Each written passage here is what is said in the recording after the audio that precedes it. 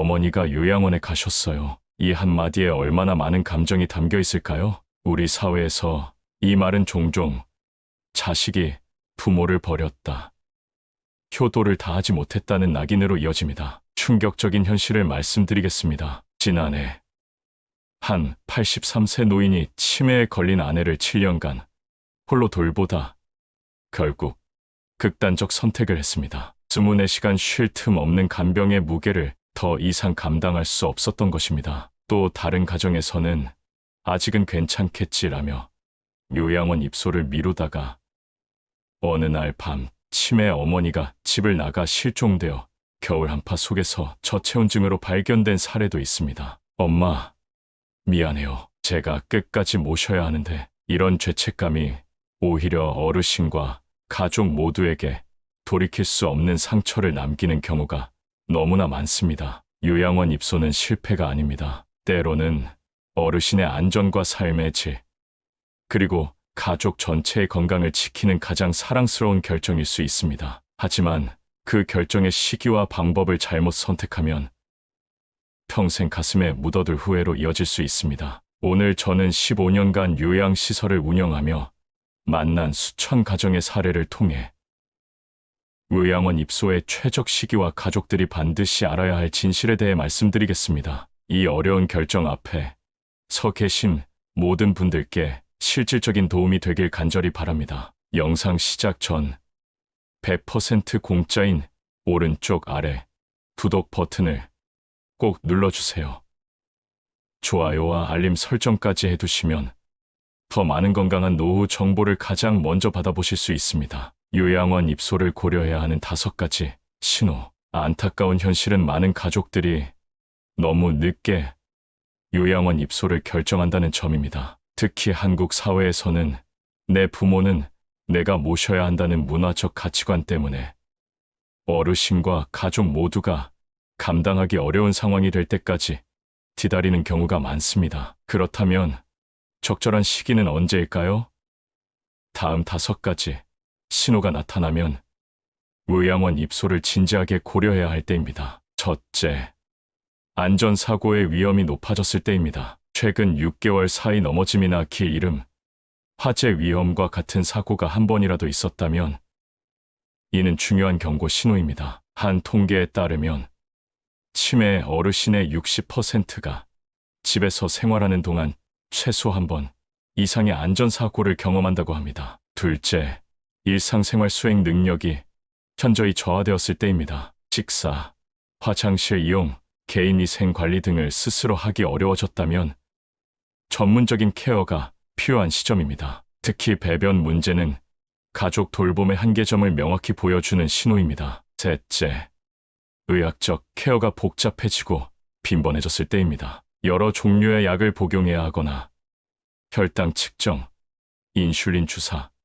상처 드레싱과 같은 의료적 처치가 필요하다면 비전문가인 가족이 감당하기 어려울 수 있습니다. 넷째, 가족 구성원의 소진 번아웃이 심각할 때입니다. 간병 스트레스로 인한 우울증, 불면증, 만성 피로가 나타난다면 어르신과 가족 모두의 건강을 위해 전문적인 도움이 필요합니다. 연구에 따르면 장기 간병인의 40%가 우울증을 경험한다고 합니다. 다섯째, 가족 관계가 심각하게 악화될 때입니다. 간병으로 인한 가족 간 갈등, 경제적 부담, 심리적 스트레스가 심화되면 오히려 어르신에 대한 원망이나 학대로 이어질 위험도 있습니다. 한 사례에서는 부모님을 사랑하는 마음이 점점 분노로 변해가는 자신을 발견했다고 고백한 가족도 있었습니다. 이러한 신호들이 하나라도 보인다면 그것은 요양원 입소를 고려해야 할 때라는 신호입니다.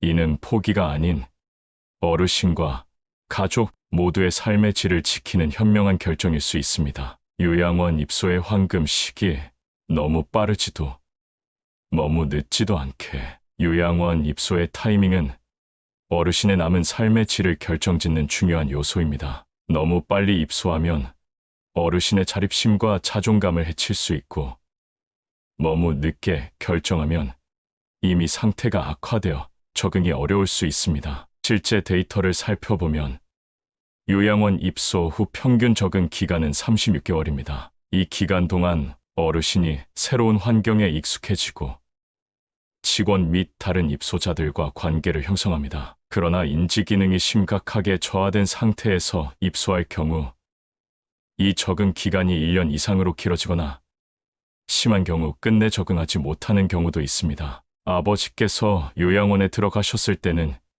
이미 주변 사람도 알아보지 못하는 상태였어요. 새로운 환경에서 극심한 혼란과 불안을 겪으셨고 결국 신체 억제대까지 사용해야 했습니다. 조금만 일찍 결정했더라면 이런 가슴 아픈 후회를 방지하기 위해 전문가들은 장기요양 등급 3등급 판정을 받았을 때를 요양원 입소의 황금 시기로 봅니다. 이 시기에 어르신은 일부 도움이 필요하지만 여전히 의사소통이 가능하고 효로운 환경에 적응할 인지능력을 보유하고 있습니다. 또한 가족의 돌봄 환경도 중요한 고려사항입니다. 다음과 같은 상황이라면 요양원 입소를 적극 고려해야 합니다. 주 돌봄자가 65세 이상 고령자인 경우, 돌봄자 본인도 건강 문제가 있는 경우, 돌봄과 직장을 병행하며 심각한 경제적 어려움을 겪는 경우, 가족 구성원 간 돌봄 책임을 둘러싼 갈등이 심화되는 경우, 한 연구에 따르면 가족이 극심한 부담을 느끼기 전에 요양원에 입소한 어르신들이 더 안정적으로 적응하고 삶의 만족도도 높았습니다. 또한 가족들도 요양원 입소 후 정기적인 방문과 질 높은 교류를 통해 오히려 더 의미 있는 관계를 유지할 수 있었습니다. 요양원 입소는 포기가 아닌 다른 형태의 돌봄으로 생각해야 합니다. 가장 중요한 것은 어르신이 아직 새로운 환경에 적응할 수 있는 인지능력을 가지고 있을 때 결정을 내리는 것입니다. 이것이 진정한 효도의 시작일 수 있습니다. 직접 모시는 것과 요양원 입소의 장단점 비교. 많은 가족들이 내가 직접 모셔야 할까 아니면 요양원에 모셔야 할까 사이에서 깊은 고민을 합니다. 두 선택지 모두 장단점이 있으며 가족의 상황과 어르신의 상태에 따라 적합한 결정이 달라질 수 있습니다. 직접 모시는 경우의 장점 1. 익숙한 환경에서의 안정감. 어르신이 오랫동안 살아온 집에서 계속 생활하면서 느끼는 심리적 안정감은 매우 중요합니다. 특히 초기 치매 환자의 경우 친숙한 환경이 증상 악화를 지연시킬 수 있다는 연구 결과도 있습니다. 2. 가족의 직접적인 사랑과 돌봄. 가족만이 제공할 수 있는 정서적 유대와 개인화된 돌봄은 어르신의 삶의 질에 큰 영향을 미칩니다. 엄마가 좋아하는 음식, 습관, 작은 기쁨까지 모두 알고 있는 건 오직 가족뿐이니까요. 3. 경제적 측면. 장기요양보험의 재가 서비스를 활용할 경우 요양원 입소보다 비용 부담이 적을 수 있습니다. 2024년 기준 재가급여는 월 평균 8150만 원 정도의 비용이 발생하는 반면 시설 입소는 15만 250만 원 이상이 들 수 있습니다. 직접 모시는 경우의 단점 1.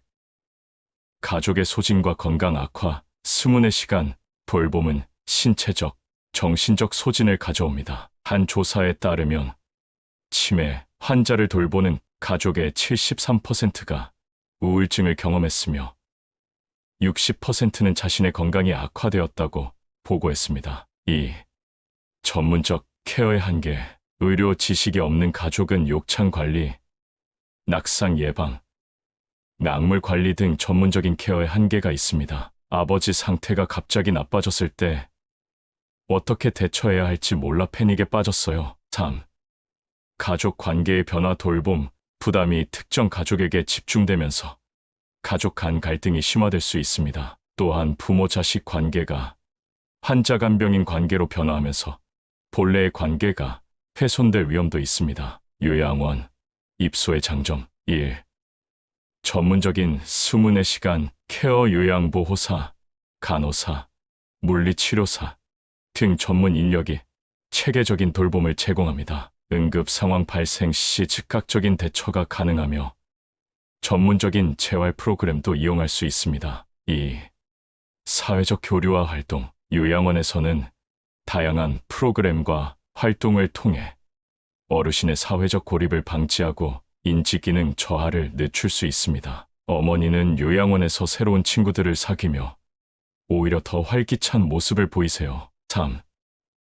가족의 정상적인 삶 유지. 가족은 직장과 자신의 가정 생활을 유지하면서도 면회를 통해 어르신과 질적으로 높은 시간을 보낼 수 있습니다. 이는 장기적으로 더 건강한 가족 관계를 유지하는 데 도움이 됩니다. 요양원 입소의 단점. 1.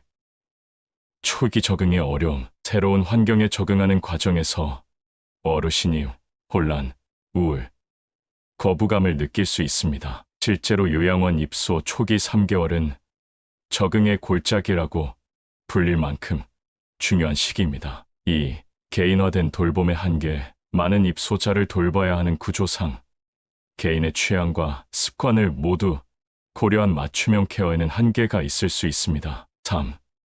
경제적 부담과 죄책감. 장기간의 요양원 비용은 가족에게 경제적 부담이 될 수 있으며 많은 가족들이 부모를 시설에 모셨다는 사회적 시선과 죄책감에 시달립니다. 어느 쪽이 더 좋다고 단정할 수는 없습니다. 중요한 것은 어르신의 상태와 가족의 상황을 정직하게 평가하고 양쪽의 장단점을 현실적으로 비교하여 최선의 결정을 내리는 것입니다. 성공적인 요양원 선택의 5가지 핵심 기준. 모든 요양원이 동일한 수준의 서비스를 제공하지는 않습니다. 좋은 요양원을 선택하는 것은 어르신의 남은 삶의 질을 결정짓는 중요한 과정입니다. 제가 15년간의 경험에서 찾아낸 성공적인 요양원 선택의 5가지 핵심 기준을 알려드리겠습니다. 1. 케어의 질과 직원 비율. 가장 중요한 요소는 직원 대 입소자 비율입니다. 법적 기준은 요양보호사 1명당 입소자 2.5명이지만 실제로는 이 비율이 지켜지지 않는 경우가 많습니다. 좋은 요양원은 12.5 비율을 엄격히 지키거나 그보다 나은 비율 12를 제공합니다. 방문 시 확인해야 할 질문. 야간에는 몇 명의 요양보호사가 근무하나요? 간호사는 24시간 상주하나요? 아니면 특정 시간에만 있나요? 직원 이직률은 어떻게 되나요? 한 연구에 따르면 직원 이직률이 낮은 요양원일수록 입소자의 건강 상태가 더 안정적으로 유지되었습니다. 오랫동안 같은 직원이 케어할 때 어르신의 특성을 더 잘 파악하고 대응할 수 있기 때문입니다. 이 시설의 청결도와 냄새. 요양원에 들어서자마자 가장 먼저 느껴지는 것은 냄새입니다. 소독약 냄새나 방향제로 가려진 불쾌한 냄새는 위생관리에 문제가 있다는 신호일 수 있습니다. 특히 주목해야 할 장소, 공용 화장실의 청결 상태, 식당과 주방의 위생 상태, 어르신들의 개인 방, 청소 상태, 와상 어르신들의 기저귀, 교체 빈도. 우리 어머니는 요실금이 있으세요? 기저귀는 얼마나 자주 갈아주나요? 이런 직접적인 질문을 통해 실제 케어 수준을 가늠할 수 있습니다. 3. 입소자들의 표정과 활동성. 요양원을 방문할 때 가장 중요한 것은 이미 입소해 있는 어르신들의 표정과 활동성을 관찰하는 것입니다. 좋은 요양원의 어르신들은 대체로 깨끗하게 옷을 갖춰 입고 있습니다. 활기찬 표정이거나 편안한 상태를 보입니다. 침대에만 누워있지 않고 다양한 활동에 참여합니다. 하루에 몇 번이나 어르신들을 침대에서 일으켜 활동하게 하나요? 이 질문의 답변이 날마다 최소 3회 이상이라면 좋은 징후입니다. 4. 투명한 비용 구조와 추가 비용. 요양원 입소 비용은 크게 기본 비용과 추가 비용으로 나뉩니다. 많은 가족들이 초기에 안내받은 비용과 실제 납부하는 비용 사이의 차이에 당황합니다. 반드시 확인해야 할 사항. 장기요양보험 본인부담금 외에 추가되는 비급여 항목은 무엇인가? 기저귀, 영양제, 물리치료 등 추가 비용은 얼마인가? 특별 행사나 외출 시 별도 비용이 발생하는가? 2024년 기준 1등급 어르신의 요양원 월 평균 비용은 장기요양보험 본인부담금 약 40만 원에 추가 비급여 항목 5만 100만 원이 더해져 총 9만 140만 원 정도입니다. 이 비용 구조를 명확히 이해하는 것이 중요합니다. 5. 가족 참여 정도와 소통 방식. 좋은 요양원은 가족의 참여를 환영하고 어르신의 상태에 대해 정기적으로 소통합니다. 확인해야 할 사항. 면회 시간은 얼마나 유연한가? 어르신의 상태 변화를 어떻게 가족에게 알리는가? 가족이 케어 계획에 참여할 수 있는가? 보호자 모임이나 교육 프로그램이 있는가? 우리 아버지가 갑자기 상태가 나빠지면 언제든 연락해 주시나요? 이런 질문에 대한 답변이 구체적이고 명확할수록 신뢰할 수 있는 요양원입니다. 이상의 5가지 기준을 꼼꼼히 확인하고 최소 3곳 이상의 요양원을 직접 방문하여 비교해보세요. 처신상도 중요하지만 여러 번 방문하여 일관성 있게 좋은 서비스를 제공하는지 확인하는 것이 더 중요합니다. 어르신의 남은 삶을 위한 중요한 결정인 만큼 충분한 시간을 들여 신중하게 선택하시기 바랍니다. 요양원 입소 후 가족이 해야 할 일. 진정한 효도의 시작. 많은 가족들이 오해하는 것 중 하나는 요양원 입소가 돌봄의 끝이라고 생각하는 것입니다. 그러나 실제로는 요양원 입소 후에 가족의 역할이 더욱 중요해집니다. 입소는 돌봄의 종료가 아닌 변화입니다. 이제 가족은 어르신의 삶의 질을 높이는 데 집중할 수 있습니다. 1.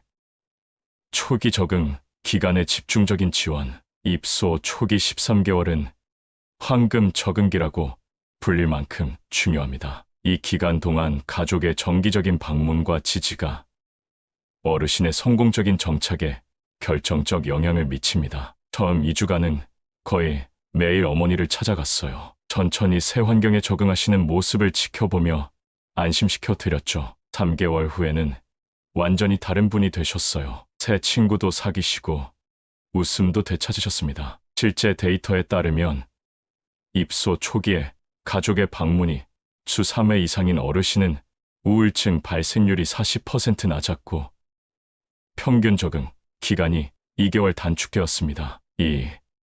어르신의 정체성을 지켜주기.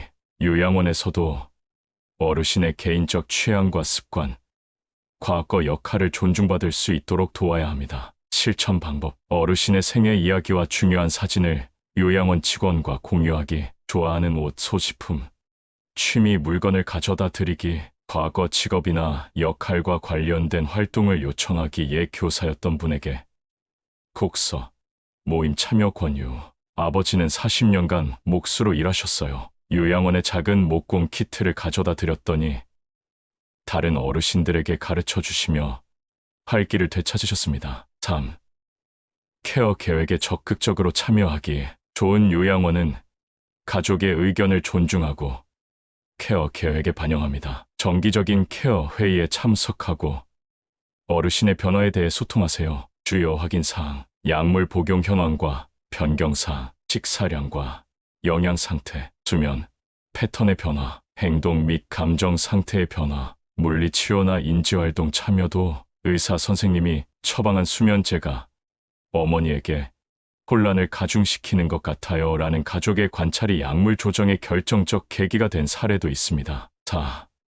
의미 있는 방문 시간 만들기. 잦은 방문도 좋지만 더 중요한 것은 방문의 질입니다. 짧더라도 어르신에게 의미 있는 시간을 만들어 보세요. 효과적인 방문 팁. TV를 보며 수동적으로 앉아있기보다 함께 산책하거나 간단한 게임하기. 가족 소식과 즐거운 이야기 나누기. 부정적인 뉴스는 자제해. 어르신이 좋아하는 음식 조금씩 가져가기. 손 마사지나 발 마사지 같은 신체 접촉 제공하기. 옛 사진이나 물건을 보며 추억 이야기하기.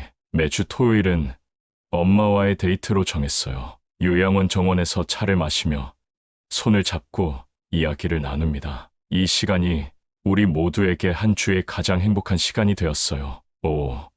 가족 자신의 삶도 소중히 여기기. 자신의 삶을 포기하는 것은 어르신에게도 도움이 되지 않습니다. 건강한 균형을 유지하세요. 중요한 자기관리, 죄책감에서 벗어나 자신의 감정을 인정하기. 가족, 내 돌봄 책임을 분담하기. 자신의 건강과 취미활동 유지하기. 같은 상황의 가족들과 지지, 그룹 만들기. 아버지를 요양원에 모신 후 처음에는 끝없는 죄책감에 시달렸어요. 하지만 제가 건강해야 아버지께 더 좋은 딸이 될 수 있다는 것을 깨달았습니다. 이제는 제 삶과 아버지 방문의 균형을 찾았고 오히려 관계가 더 깊어졌습니다. 요양원 입소는 끝이 아닌 새로운 시작입니다. 직접적인 신체 돌봄에서 벗어나 어르신과의 정서적 유대에 집중할 수 있는 기회로 삼으세요. 이것이 현대 사회에서 진정한 효도의 새로운 형태일 수 있습니다. 가족의 죄책감 극복하기에 심리학자가 말하는 감정관리법, 요양원 입소를 결정한 많은 가족들이 극심한 죄책감, 상실감, 그리고 자책감에 시달립니다. 내가 부모님을 버렸다.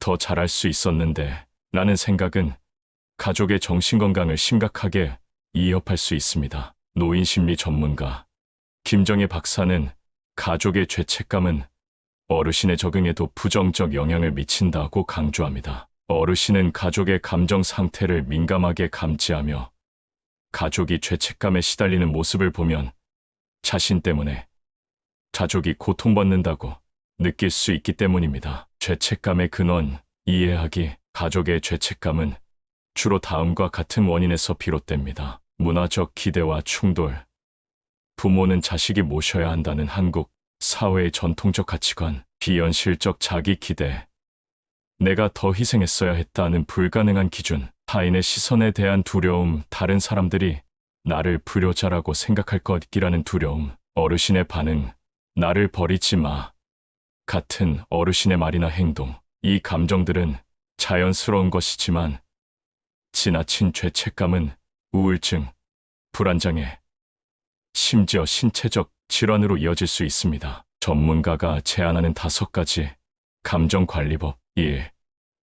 결정의 합리성 확인하기 요양원 입소 결정이 어르신과 가족 모두에게 최선인 이유를 객관적으로 정리해보세요. 이 결정이 단순한 편애가 아닌 안정과 삶의 질을 위한 것임을 상기시키는 것이 중요합니다. 매일 밤 아버지가 가스레인지를 켜고 잊어버리실까 불안에 시달렸어요. 요양원은 그런 위험에서 아버지를 보호하는 가장 안전한 선택이었습니다. 2. 완벽한 돌봄이라는 환상 버리기 24시간 완벽한 돌봄이란 불가능합니다. 전문가들은 최선의 돌봄은 가족과 전문가의 협력이라고 강조합니다. 실천 연습 매일 저녁 오늘 내가 할 수 있는 최선을 다했다고 자신에게 말해보세요. 이 간단한 자기 긍정 연습이 죄책감 완화에 도움이 됩니다. 3. 요양원 입소의 긍정적 측면 기록하기 요양원 입소 후 어르신과 가족에게 나타난 긍정적 변화를 구체적으로 기록해보세요. 한 딸의 사례 어머니가 요양원에 가신 후 첫 한 달은 정말 힘들었어요. 하지만 3개월 후 저는 더 건강해졌고 어머니는 새 친구들과 웃으며 지내세요. 무엇보다 예전처럼 서로에게 짜증내는 일 없이 방문할 때마다 의미 있는 시간을 보내게 되었습니다. 4.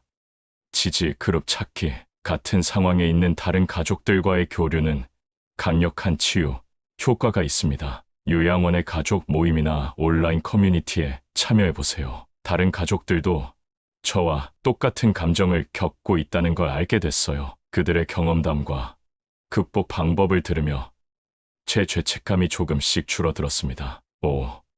전문적 도움 구하기 지속적인 죄책감과 우울감은 전문가의 도움이 필요할 수 있습니다. 심리상담사나 정신건강의학과 전문의와의 상담은 건강한 감정 처리에 큰 도움이 됩니다. 3개월간의 상담 치료로 부모를 요양원에 보낸 것과 부모를 안전하게 보호하는 것이 다르다는 것을 진정으로 이해하게 되었습니다. 새로운 효도의 형태 받아들이기 현대 사회에서 효도의 의미는 변화하고 있습니다. 직접 모시는 것만이 효도가 아니라 어르신에게 가장 안전하고 전문적인 환경을 제공하는 것도 진정한 효도의 한 형태입니다. 어머니께 엄마, 내가 모시지 못해 미안해요라고 말했더니 어머니는 내가 나를 위해 최선의 결정을 해줘서 고맙다. 이제는 서로 짜증내지 않고 좋은 시간만 보낼 수 있어서 오히려 행복하다고 하셨습니다. 그 말씀이 제 마음에 큰 짐을 내려놓게 해주었어요. 죄책감은 자연스러운 감정이지만 그것에 지배당하지 마세요. 어르신과 가족 모두의 행복을 위한 결정을 했다는 사실을 기억하며 이제는 남은 시간을 더 의미 있게 함께하는 데 집중하세요. 그것이 진정한 소도의 새로운 형태입니다. 요양원 비용 현명하게 관리하기, 재정 전문가의 조언, 요양원 입소 결정 못지않게 어려운 것이 바로 장기간의 비용 문제입니다. 2024년 기준 일반 요양원의 월 평균 비용은 15만 250만 원, 고급 요양원은 300만 원 이상까지 소요될 수 있습니다. 이러한 비용 부담은 가족에게 큰 스트레스가 되곤 합니다. 노인복지 재정 전문가 박성민 교수는 계획 없이 요양원 비용을 감당하려다 가족의 재정이 무너지는 경우가 많다고 경고합니다. 다음은 요양원 비용을 현명하게 관리하기 위한 전략들입니다. 1.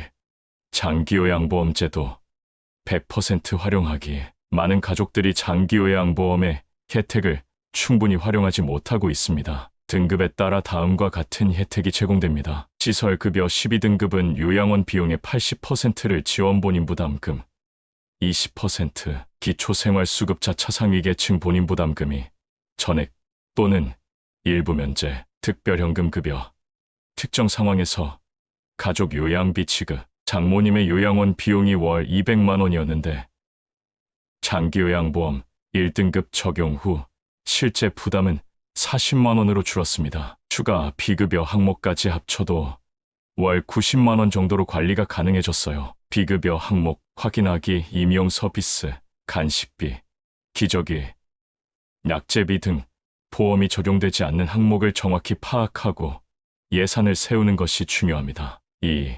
형제자매 간 비용 분담 전략. 요양원 비용은 한 사람이 전적으로 부담하기보다 형제자매 간 공평하게 분담하는 것이 장기적으로 지속 가능한 방법입니다. 효과적인 분담 방법. 각자의 경제적 상황에 따른 비율 분담. 예, 소득의 비례, 역할 분담. 예, 한 명은 비용, 다른 한 명은 정기 방문. 분담 내역을 문서화하여 후에 갈등 예방. 부모님 요양원 비용으로 매달 모임을 갖고 영수증과 지출 내역을 투명하게 공유합니다. 이렇게 하니 돈 문제로 인한 갈등이 크게 줄었어요. 3. 노인 장기요양보험 외 활용 가능한 지원제도. 다음과 같은 추가 지원 제도를 활용할 수 있습니다. 기초연금 65세 이상 어르신의 소득과 재산에 따라 최대 월 40만 원 2024년 기준. 의료급여 저소득층 대상 의료비 지원. 노인 맞춤 돌봄 서비스. 요양 등급을 받지 못한 어르신 대상 돌봄 서비스. 지자체별 추가 지원. 지역에 따라 다양한 노인복지 프로그램 존재. 서울시 거주 어르신이라 어르신 돌봄 서비스와 치매 가족 지원금을 추가로 받을 수 있었습니다. 지자체 노인복지과에 직접 문의하니 몰랐던 여러 지원을 안내받을 수 있었어요. 4. 장기적 재정 계획 세우기.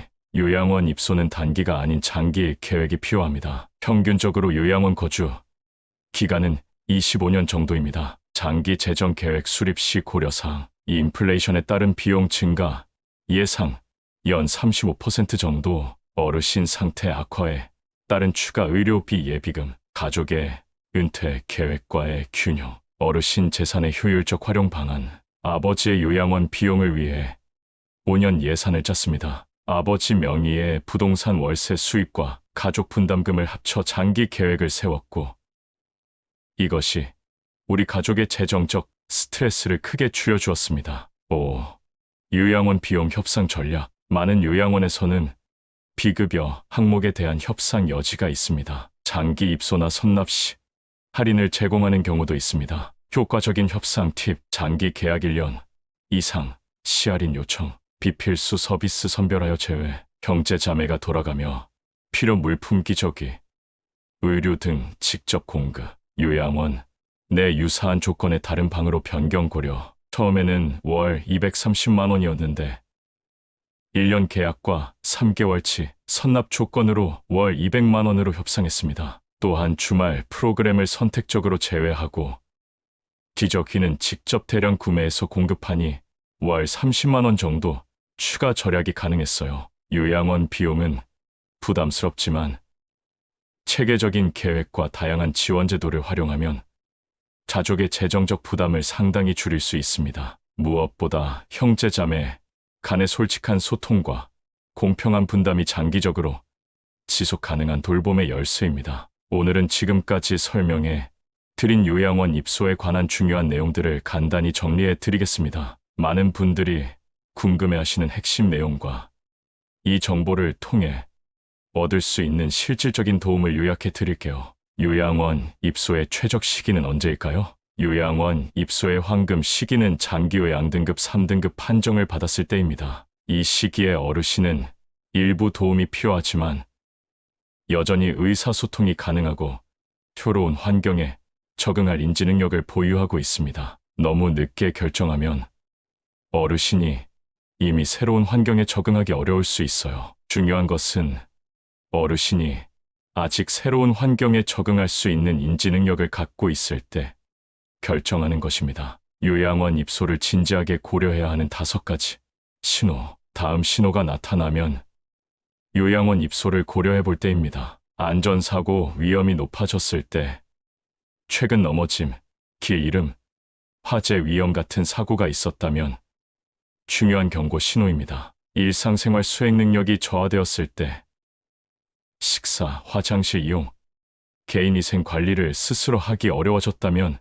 전문적인 케어가 필요합니다. 의학적 케어가 복잡해졌을 때, 여러 약물 복용, 혈당 측정, 인슐린 주사 같은 의료적 처치가 필요하다면 가족이 감당하기 어려울 수 있습니다. 가족 구성원의 소진이 심각할 때 간병 스트레스로 우울증, 불면증, 만성 피로가 나타난다면 전문적 도움이 필요합니다. 가족 관계가 악화될 때 간병으로 인한 갈등, 경제적 부담, 심리적 스트레스가 심화되면 어르신에 대한 원망으로 이어질 수 있습니다. 성공적인 요양원 선택의 5가지 핵심 기준. 좋은 요양원을 선택하기 위해 확인해야 할 5가지 중요한 기준입니다. 케어의 질과 직원 비율, 요양보호사 1명당 입소자 비율이 2.5명 이하인지, 나간 인력은 충분한지 확인하세요. 시설의 청결도와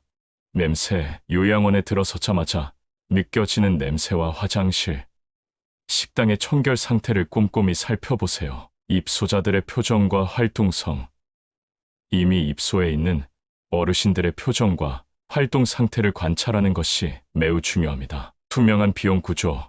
기본 비용 외에 추가되는 비급여 항목이 무엇인지 명확히 확인하세요. 가족 참여와 소통 방식, 면회 시간이 유연한지, 어르신의 상태 변화를 어떻게 알려주는지 확인하세요. 요양원 비용을 현명하게 관리하는 전략. 요양원 비용 부담을 줄이기 위한 실질적인 방법들입니다. 장기요양보험 제도 100% 활용하기.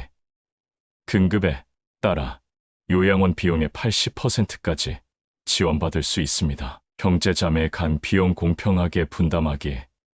각자의 경제적 상황에 맞게 분담하고 역할을 나누세요. 추가 지원제도 활용하기. 기초연금, 의료급여, 지자체별 노인복지 프로그램을 적극 활용하세요. 장기적 재정 계획 세우기. 평균 25년의 요양원 생활을 감안해 장기 계획을 세우세요. 요양원과 비용 협상하기에 장기 계약이나 선납 시 할인을 요청하고 비필수 서비스는 제외할 수 있습니다. 이 정보로 얻을 수 있는 실질적인 이득. 이런 정보들이 여러분께 어떤 도움이 될까요? 심리적 부담 감소. 엄마, 미안해요 라는 죄책감에서 벗어나 요양원 입소가 효도의 새로운 형태임을 인식하게 됩니다. 이는 가족 모두의 삶의 질 향상을 위한 현명한 결정일 수 있습니다. 재정적 안정. 다양한 지원 제도를 활용해 비용을 절감하고 장기적 재정 계획으로 경제적 부담을 관리할 수 있습니다. 어르신의 삶의 질 향상. 전문적인 24시간 케어와 안전한 환경, 사회적 교류 기회를 통해 어르신의 삶의 질이 향상될 수 있습니다. 가족 관계 개선. 간병인 환자 관계에서 벗어나 본래의 부모 자식 관계로 회복하고 질 높은 방문 시간으로 더 의미 있는 교류가 가능해집니다. 실질적인 선택 가이드, 요양원 선택 시 꼭 확인해야 할 사항들을 구체적으로 파악하고 입소 후 가족이 해야 할 일에 대한 명확한 방향성을 얻을 수 있습니다. 요양원 입소는 결코 실패가 아닙니다. 때로는 어르신의 안전과 삶의 질, 그리고 가족 전체의 건강을 지키는 가장 사랑스러운 결정일 수 있습니다. 오늘 말씀드린 정보가 이 어려운 결정 앞에 서 계신 모든 분들께 실질적인 도움이 되길 간절히 바랍니다. 이 영상이 도움이 되셨다면 100% 공짜인 오른쪽 밑 구독 버튼을 꼭 눌러주세요. 좋아요와 알림 설정까지 해두시면 더 많은 건강한 노후 정보를 가장 먼저 받아보실 수 있습니다. 다음 영상에서 또 만나요. 감사합니다.